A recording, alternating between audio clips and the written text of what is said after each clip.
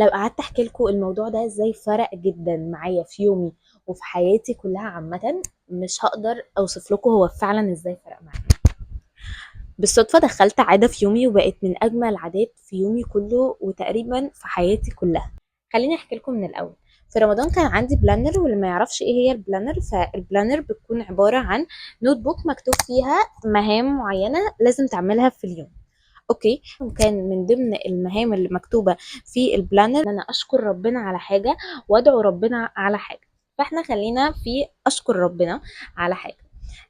كل يوم كنت بشكر ربنا على حاجه مختلفه. بعد ما رمضان خلاص عملت بلانر خاصه بيا انا، بديزاين خاص بيا انا وبالحاجات اللي انا فعلا محتاجاها في يومي، مش مجرد حاجات عامه كله بيعملها.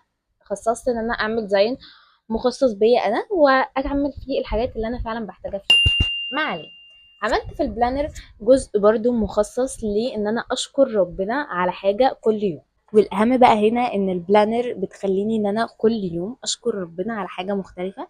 فبالتالي انا مثلا مش بشكره من اسبوع لاسبوع فاكتب هي الحاجة، لا ده بشكره كل يوم. فكل يوم بكتشف حاجات جديدة ان انا احمد ربنا عليها واشكره عليها. وانت بنفسك لما تيجي تفتح كده البلانر ويكون معاك القلم وتيجي تكتب ان انت تشكر ربنا على ايه، هتبدأ تدور على كل حاجة في حياتك موجودة ان انت تحمد ربنا عليها. ففي اللحظة دي بقى وانت بتكتب هتلاقي كمية نعم انت مش واخد بالك منها، والله مش بتكون واخد بالك منها، وتفاصيل صغيرة جدا هتبدأ وقتها ان انت ايه ده، انا دي نعمة فعلا في حياتي ازاي مش بشكر ربنا عليها. فكرة ان انت كل يوم بتدور على حاجة جديدة في حياتك تشكر عليها ربنا، دي حاجة حلوة جدا، حاجة حلوة جدا ان انت بتخليك تبص للحياة بمنظور ايجابي، بتخزن كمية طاقة ايجابية علشان في اي وقت ضعف ودي وخنقة تبدأ تفتح ده وتشوف النعم اللي انت في وقت ما بنبقى مخنوقين ومتضايقين مش بنشوف النعم دي، ولا بنشوف ان احنا في حاجه اصلا ايجابيه خالص في حياتنا. فوقتها تبدا تفتح البلانر دي وتبدا تشوف الحاجات اللي انت بتحمد ربنا عليها وبتشكره عليها، علشان تبدا تحس فعلا انت قد ايه عندك نعم في حياتك. لو قعدت احكي لكم الموضوع ده ازاي فرق جدا معايا في يومي وفي حياتي كلها عامه، مش هقدر اوصف لكم هو فعلا ازاي فرق معايا. ان انت بكده بتبدا تحس فعلا بالنعم اللي عندك ولو حتى حاجات بسيطه جدا. ان انا مثلا اشكر ربنا على مثلا ان انا علاقتي مثلا مع صحابي كويسه، علاقتي مع اهلي كويسه، او علاقتي مع مامتي كويسه، علاقتي مع اخواتي، الناس بتحبني مثلا. او ان انا اشكره ان انا على الاقل عارفه احلم، وان انا عارفه يبقى عندي شغف، وعندي شغف بيحركني، وان انا بحاول اسعى ان انا اقرب منه. كل الحاجات دي حاجات بسيطه جدا ان انت بتشكري ربنا عليها كل يوم، ده بيحسسك بقيمتها فعلا، وبيحسسك ان انت قد ايه محظوظه في حياتك وقد ايه عندك نعم كتير جدا في حياتك. اهم بقى من كل ده ان انا كل ما ابدا ان انا احس ان انا مضغوطه ومقفوله من الحياه كلها وحاسه بقى ان الدنيا خلاص جايه عليا، بعمل ايه؟ بفتح البلانر ديت، سواء بتاعت رمضان او اللي انا بستخدمها حاليا، وافتحها وابدا اشوف انا كنت بشكر ربنا على ايه، وببدا اشوف النعم اللي عندي قد ايه وازاي انا لو ناسياها. لا، انا بفتح واشوف ان انا كل النعم دي عندي. انك تفكر نفسك كل شويه بالنعم اللي عندك دي حاجه مهمه جدا جدا، لانك بتبدا تحس ان انت مش فقري ومش محظوظ زي ما في خيالك، وان انت الدنيا ما بتديلكش حاجه، وان انت على طول اي حاجه بتبقى نفسك فيها ما بتحصلش. بتبدا تراجع نفسك وتعرف ان لا، انا لا انا محظوظه الحمد لله، عندي حاجات كتير جدا ولو حتى بسيطه جدا. يكفي ان انا مثلا قاعد مع اهلي، او ان انا بعرف اتفاهم مع الناس. ده طبعا بتكلم مش كل الناس عندها ده، ولكن لو دورت مع نفسك هتلاقي نعم كتير جدا جدا جدا انت مش حاسس بيها. لكن اللي انا كنت عامله فيه ان انا بشكر ربنا فيه على حاجه معينه خلاني اكتشف نعم والله ما كنت اعرف ان هي عندي، او ان هي نعمه اصلا.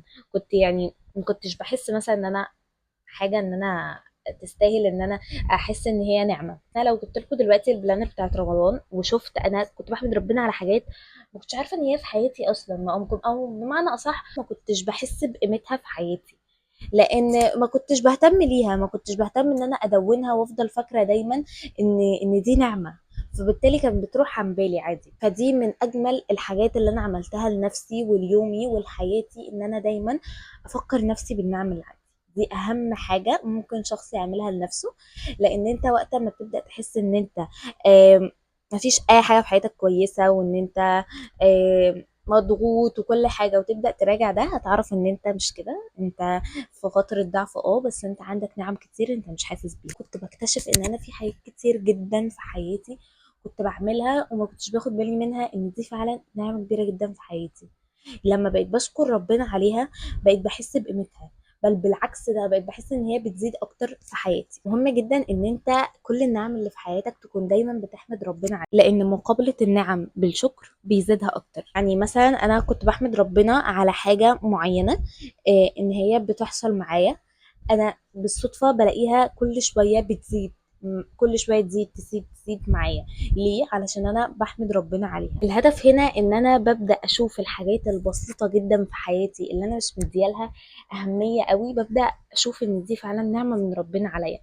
نعمة من ربنا عليا ان انا جوايا بعرف احلم، وان انا جوايا شغف بيحركني، وان انا عندي شغف ان انا اعمل حاجات كتير. دي نعمة، دي نعمة انت ممكن ما تكونش حاسس بيها، بس لو اتحرمت منها هتعرف ان دي فعلا نعمة. ولما بتبدأ تركز على الحاجات الحلوة اللي عندك والنعم الكتير جدا اللي عندك، بيبدأ يطلع منك مشاعر العجز والفقر النفسي. بتبدأ تحس ان هما لا، انا غني، وعندي انا غني بنعم كتير جدا انا ما كنتش حاسس بيها.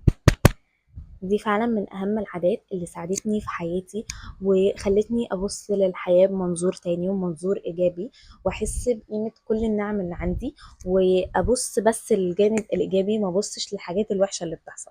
على مستواي الشخصي العادة دي فادتني جدا جدا جدا في يومي، غيرت لي منظور حياتي جدا، بقيت مخلياني شايفة كل حاجة بطريقة إيجابية جدا، وشايفة إن أنا عندي نعم كتير محتاجة إن أنا أشكر ربنا عليها. وفي ظل السوشيال ميديا دلوقتي احنا مش بنكون مركزين على النعم اللي عندنا، احنا دايما بنبقى شايفين حياة التانيين، بنبقى دايما شايفين حياة الناس التانية، البلوجر والانفلونسر والممثلين ولاعبين الكورة وكل الكلام ده، مش بنركز على النعم اللي عندنا. فالعادة دي هتخليك دايما تكون مركز على النعم اللي عندك، وتعرف قد ايه انت محظوظ وغني جدا بالنعم. هستناكم تكتبوا لي في الكومنتس ان انتوا جربتوا العادة ديت وازاي فادتكم، وبس كده.